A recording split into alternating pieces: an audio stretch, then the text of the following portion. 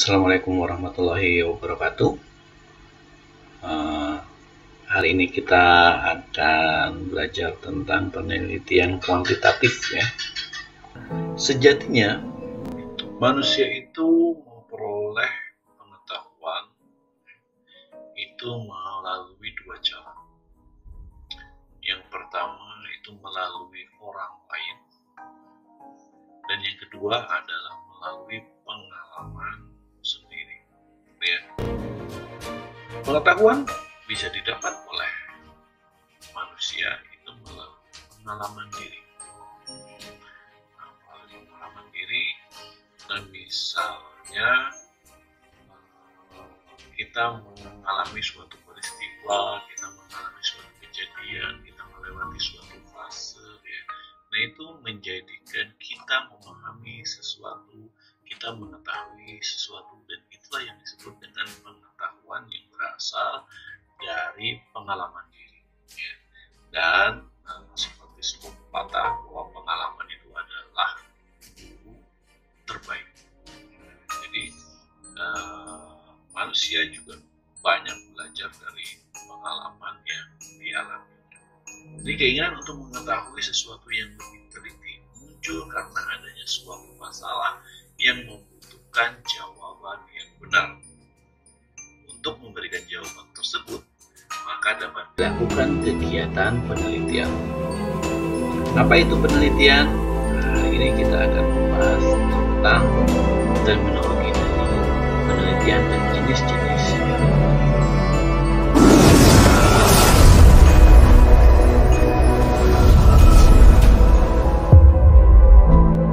Menurut Kamus Besar Bahasa Indonesia versi daring, penelitian adalah kegiatan mengumpulkan, mengolah, menganalisis, dan menyajikan data yang dilakukan secara sistematis dan objektif. Definisi penelitian dari para ahli.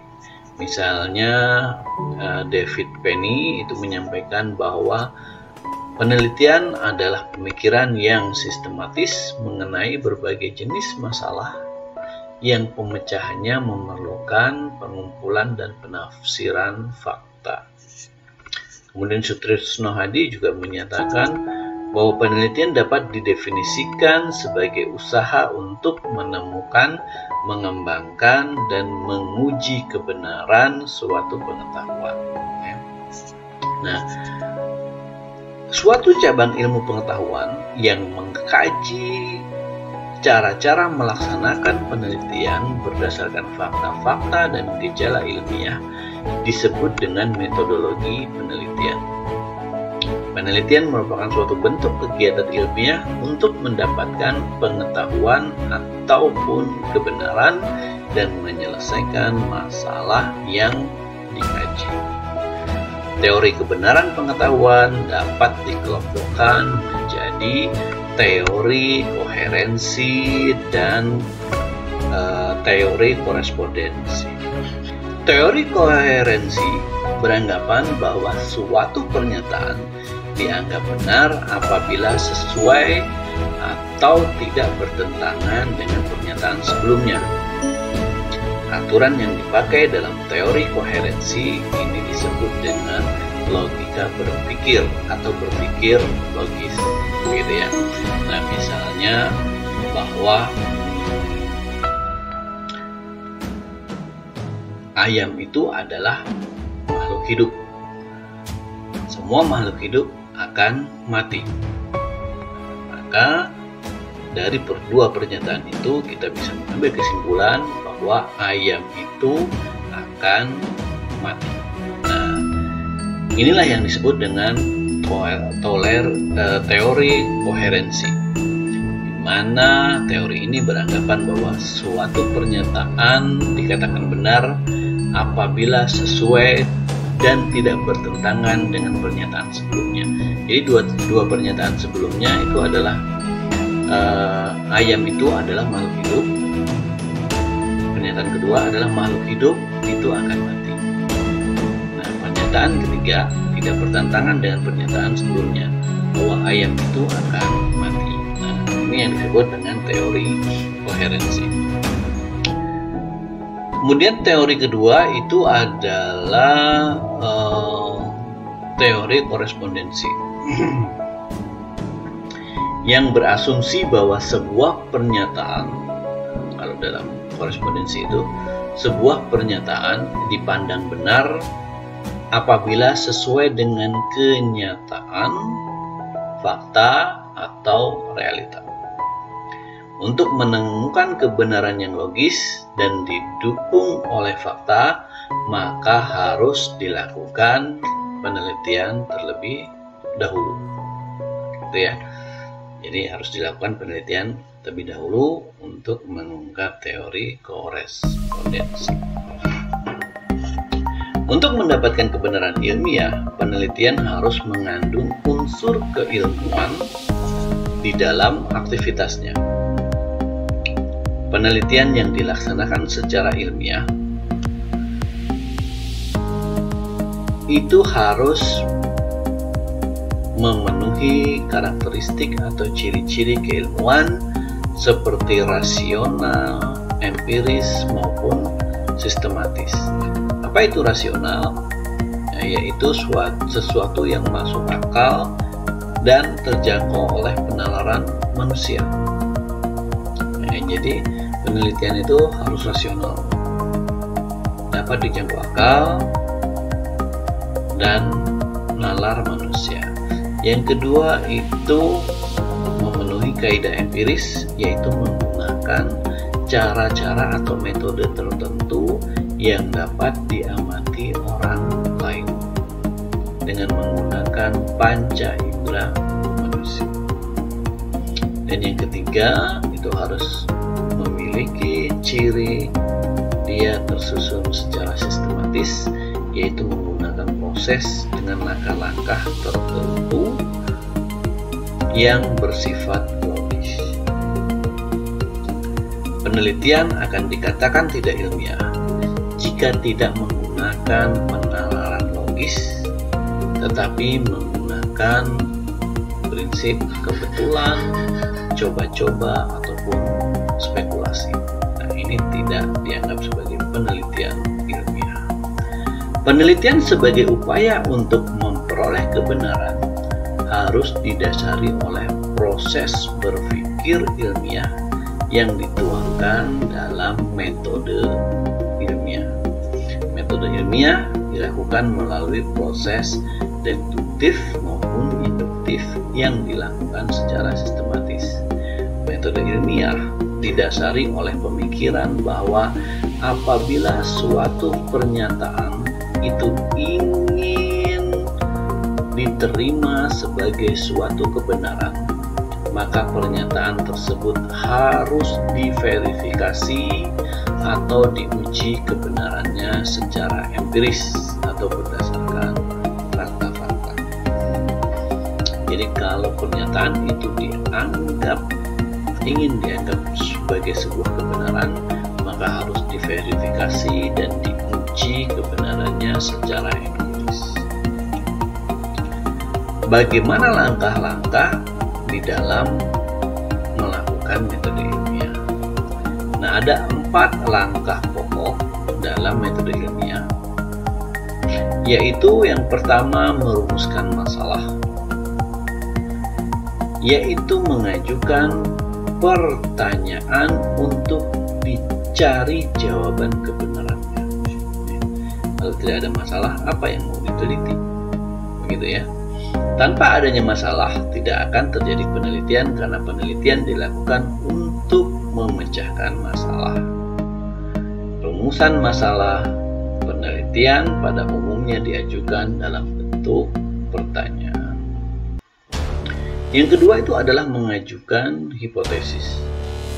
Nah, dalam mengajukan hipotesis, ini peneliti mengemukakan jawaban sementara, ya, masih bersifat dugaan atas pertanyaan yang diajukan sebelumnya atau atas masalah yang ada. Hipotesis penelitian dapat diperoleh dengan mengkaji berbagai teori berkaitan dengan bidang ilmu yang dijadikan dasar dalam perumusan masalah. Peneliti menelusuri berbagai konsep, prinsip, generalisasi dari sejumlah literatur, jurnal, dan sumber lain berkaitan dengan masalah yang diteliti. Kajian terhadap teori merupakan dasar dalam merumuskan kerangka berpikir sehingga dapat diajukan hipotesis sebagai alternatif jawaban atas masalah. Yang ketiga, metode ilmiah itu memiliki ciri ada verifikasi data. Ada verifikasi data, yaitu kegiatan mengumpulkan data secara empiris, kemudian mengolahnya dan menganalisis data untuk menguji kebenaran hipotesis. Jadi setelah membuat hipotesis tadi, maka hipotesis tadi diuji kebenarannya berdasarkan data yang diperoleh. Data empiris yang diperlukan adalah data yang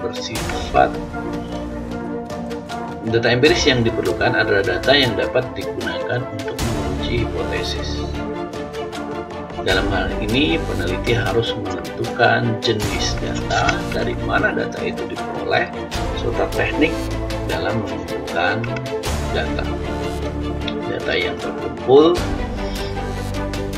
diolah dan dianalisis dengan cara-cara tertentu yang memenuhi kesahihan dan keterandalan sebagai bahan untuk menguji hipotesis.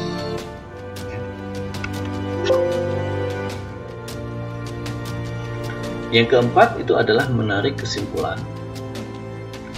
Dalam hal ini menentukan jawaban-jawaban definitif atas setiap pertanyaan yang diajukan, yaitu apakah akan menerima atau menolak hipotesis. Hasil uji hipotesis adalah temuan penelitian atau hasil penelitian. Temuan penelitian dibahas dan disintesis, kemudian disimpulkan. Kesimpulan merupakan jawaban atas rumusan masalah penelitian yang disusun dalam bentuk proposisi atau pernyataan yang telah teruji kebenaran. Jadi masalahnya, katakanlah masalahnya A. Nah, dari masalah A itu kesimpulannya apa? Nah, gitu ya. Masalah A, kemudian dicari jawabannya dengan menggunakan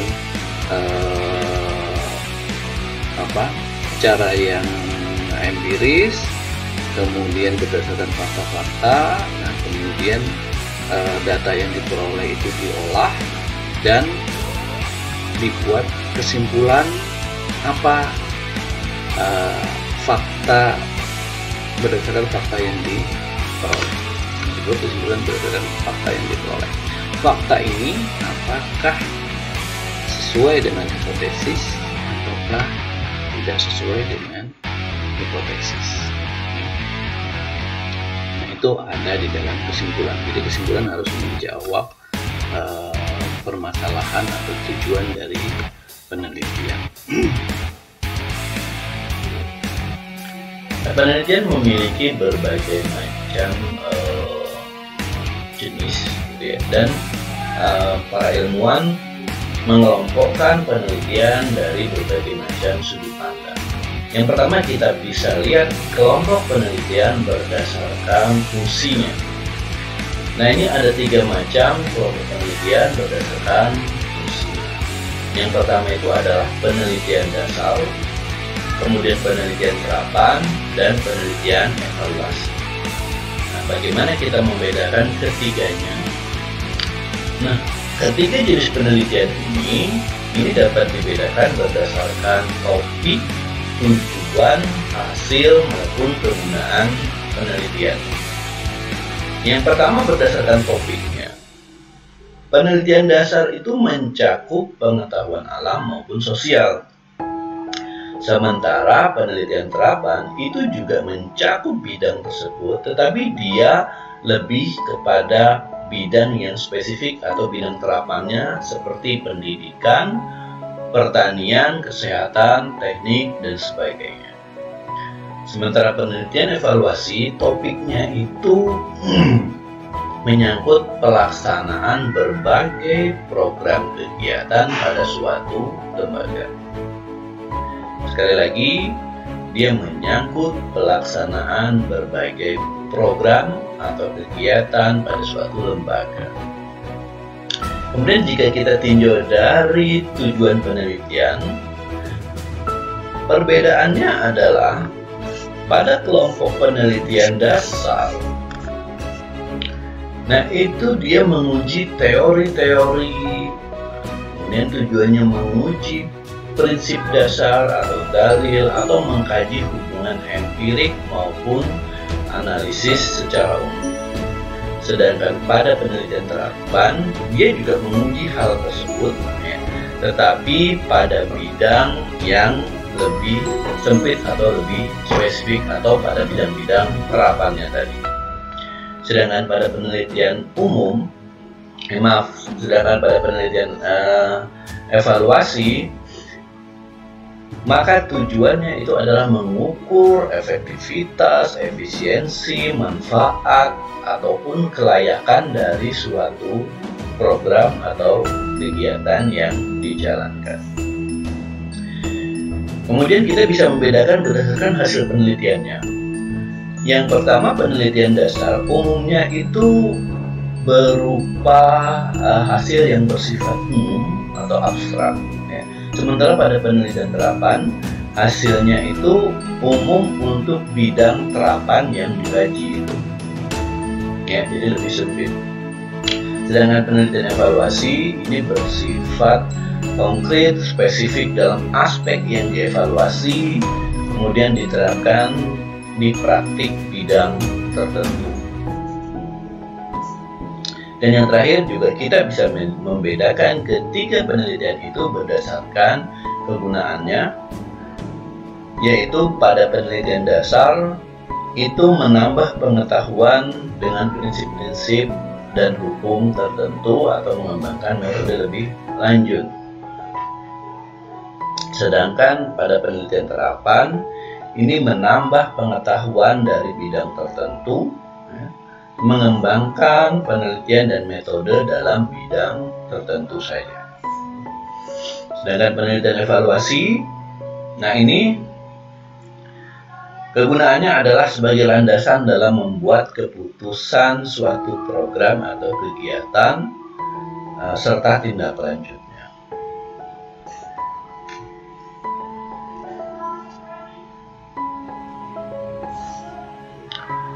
Nah, yang kedua, kita juga bisa melihat jenis-jenis penelitian berdasarkan metodenya.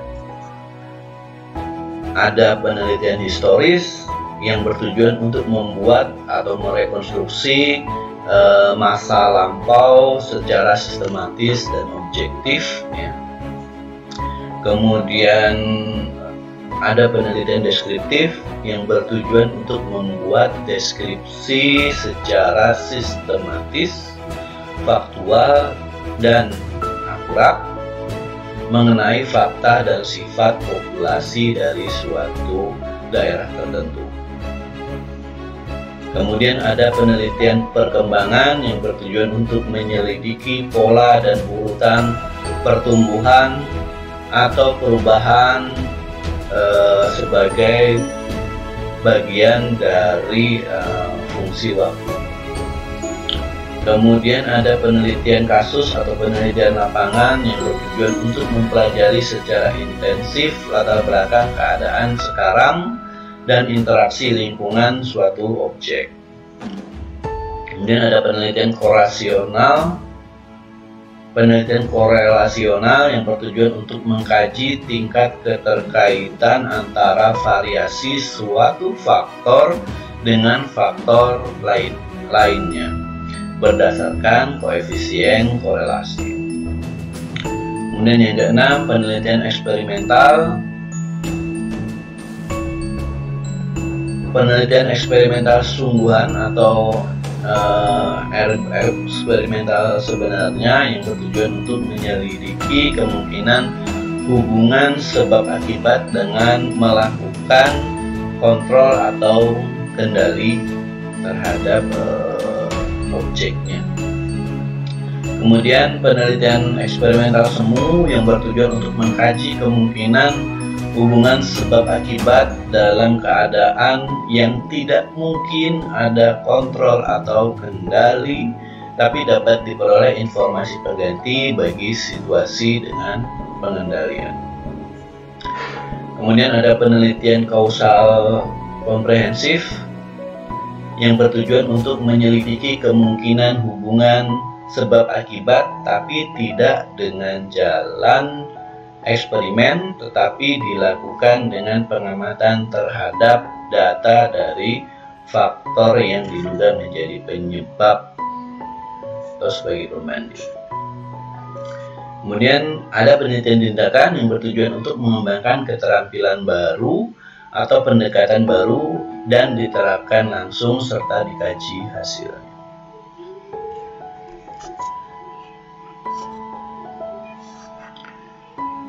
Nah, kemudian kita juga bisa melihat jenis penelitian berdasarkan pendekatan yang digunakan. Nah, ini ada dua macam, yaitu penelitian kuantitatif dan penelitian kualitatif. Penelitian kuantitatif merupakan salah satu upaya pencarian ilmiah atau scientific inquiry yang didasari oleh filsafat positivisme logika, yang beroperasi dengan aturan-aturan yang ketat atau berjalan dengan aturan-aturan yang ketat mengenai logika, kebenaran, hukum, dan prediksi. Fokus penelitian kuantitatif ini merupakan proses kerja yang berlangsung secara ringkas, terbatas, dan memilah-milah permasalahan sebagai bagian yang dapat dinyatakan dalam angka-angka. Penelitian ini dilaksanakan untuk menjelaskan, menguji hubungan antar variabel, menentukan kasualitas dari variabel, menguji teori, dan mencari generalisasi yang mempunyai nilai prediktif atau meramalkan suatu gejala. Setiap penelitian kuantitatif itu menggunakan instrumen atau alat pengumpul data yang menghasilkan data numerik, atau harus ada data angkanya ya dalam kuantitatif. Jadi menggunakan instrumen atau alatnya ini harus menghasilkan data numerik. Ya, misalnya tinggi badan. Nah, tinggi badan itu kan nggak bisa dikatakan tinggi, rendah, sedang, tapi dengan numerik atau dengan angka tadi, yaitu menggunakan alatnya apa? Ya, alat ukur tinggi badan, ya, misalnya meteran, gitu ya. Nah, sehingga didapatkan angka. Kemudian analisis data dilakukan menggunakan teknik statistik untuk mereduksi dan mengelompokkan data. Kemudian menentukan hubungan serta mengidentifikasi perbedaan kelompok data. Kontrol instrumen dan analisis statistik digunakan untuk menghasilkan temuan-temuan penelitian secara akurat. Dengan demikian, kesimpulan hasil uji hipotesis yang diperoleh melalui penelitian kuantitatif dapat diberlakukan secara umum. Kemudian jenis yang kedua itu adalah penelitian kualitatif. Nah, penelitian kualitatif ini berdasar pada konstruktivisme yang berasumsi bahwa suatu kenyataan itu berdimensi jamak, interaktif, dan suatu pertukaran pengalaman sosial yang diinterpretasikan oleh setiap individu. Jadi penelitian kualitatif percaya bahwa kebenaran adalah bersifat dinamis. Kebenaran bersifat dinamis dan dapat ditemukan hanya melalui penelaahan terhadap orang-orang melalui interaksinya dengan situasi sosial mereka. Jadi dalam penelitian kuantitatif ini mengkaji perspektif partisipan dengan strategi-strategi yang bersifat interaktif dan fleksibel. Penelitian kualitatif ditujukan untuk memahami fenomena-fenomena sosial dari sudut pandang partisipan atau responden. Dengan demikian, penelitian kualitatif adalah penelitian yang digunakan untuk meneliti pada kondisi objek alami, di mana peneliti merupakan instrumen kunci.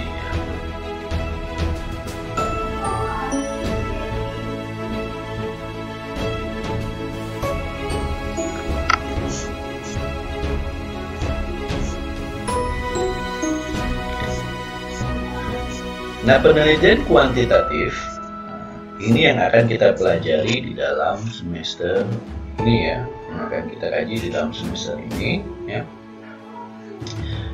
Dari penelitian kuantitatif sendiri ya, jadi penelitian dari pendekatannya ada dua, ada penelitian kuantitatif dan pendekatan kualitatif ya. Nah, jadi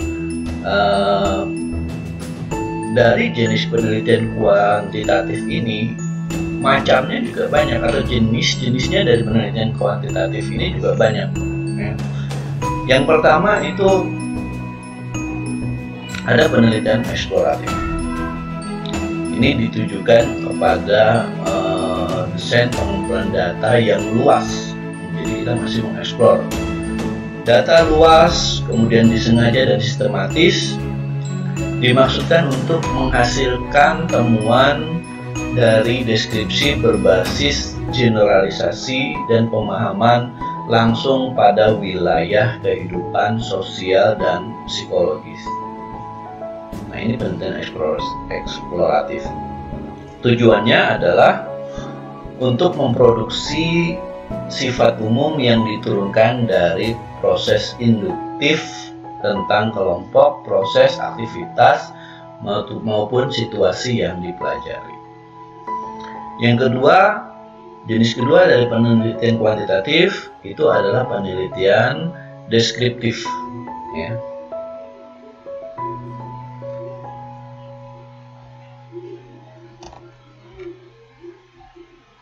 Nah, jenis keduanya itu adalah penelitian deskriptif, yaitu suatu metode penelitian yang menunjukkan gambaran fenomena yang ada, yang langsung pada saat ini atau saat yang lampau. Nah, ini menunjukkan gambaran fenomena yang ada. Tapi dalam deskriptif ini tadi harus menggunakan numerik tadi ya. Nah, jadi tidak bisa bersifat subjektif, jadi harus numerik tadi. Kemudian yang ketiga ada penelitian korelasional. Ini adalah salah satu penelitian yang merupakan bagian ex post facto, penelitian ex post facto, karena pada umumnya peneliti tidak memanipulasi keadaan variabel yang ada dan langsung mencari adanya suatu hubungan dan tingkat hubungan variabel yang dinyatakan dalam koefisien korelasi.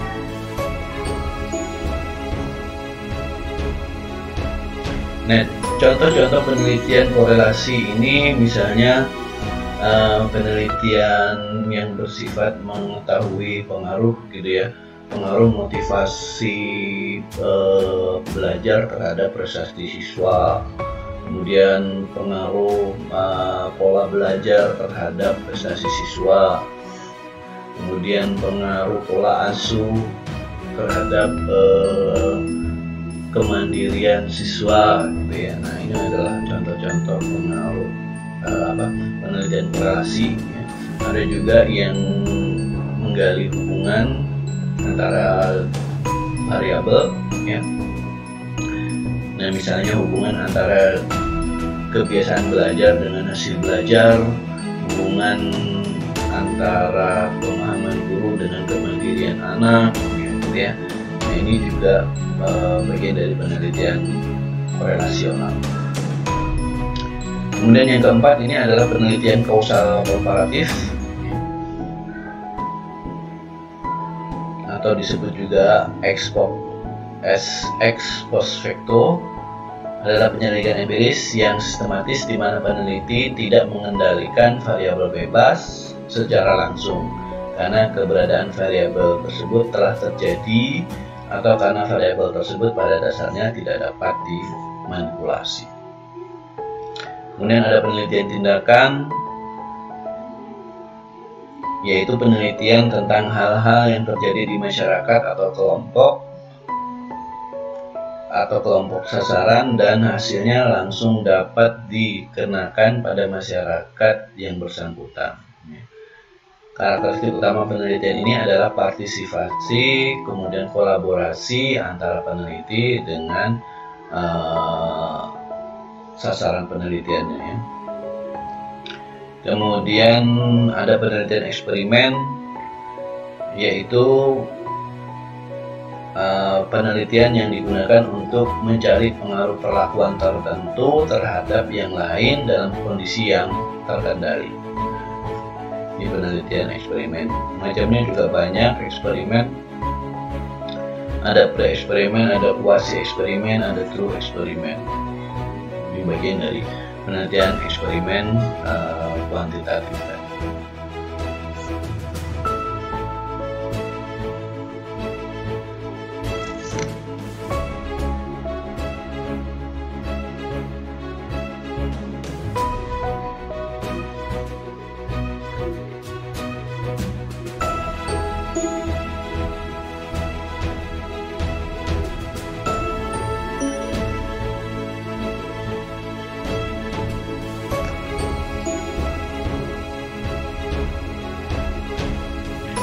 Nah, bagaimana cara kita melakukan penelitian kuantitatif? Nah, jadi bagian utama dalam membuat suatu penelitian adalah bagaimana membuat rencana atau rancangan. Suatu penelitian disusun dalam alur pikir dan logika tertentu dan tidak untuk dikerjakan dalam sebuah tahapan sekali jadi.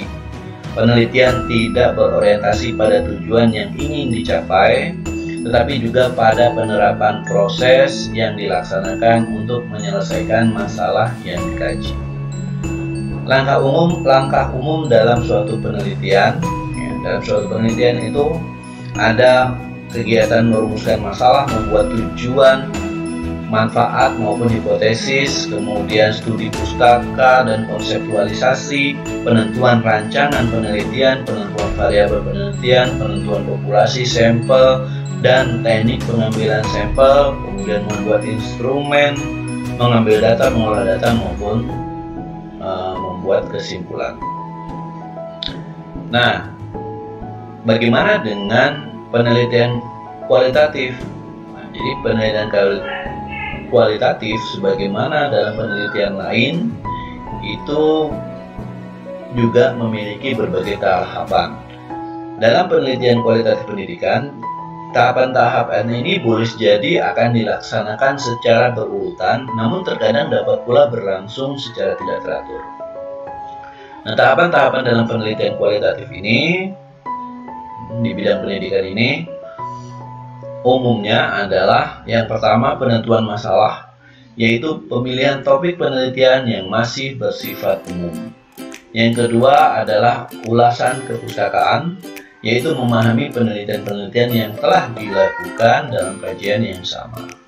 Kemudian yang ketiga adalah penentuan fokus masalah, yaitu menyatakan masalah secara formal berupa pernyataan ataupun hipotesis serta definisi operasionalnya.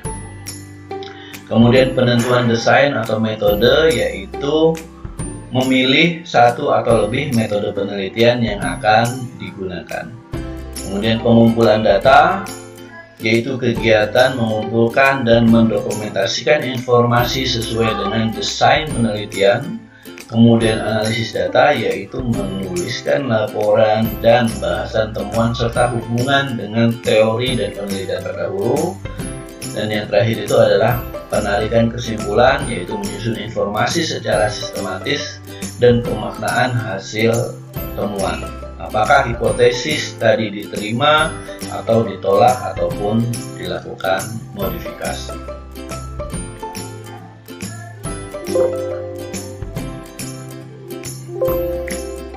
Nah, teman-teman, sampai di sini dulu bahasan kita. Next, kita akan membahas atau mengkaji tahapan-tahapan dari penelitian kualitatif ini, ya, bagaimana kita menyusunnya atau menuangkannya ke dalam tulisan. Ya, terima kasih atas perhatian Anda. Saya Rizal. Assalamualaikum warahmatullahi wabarakatuh.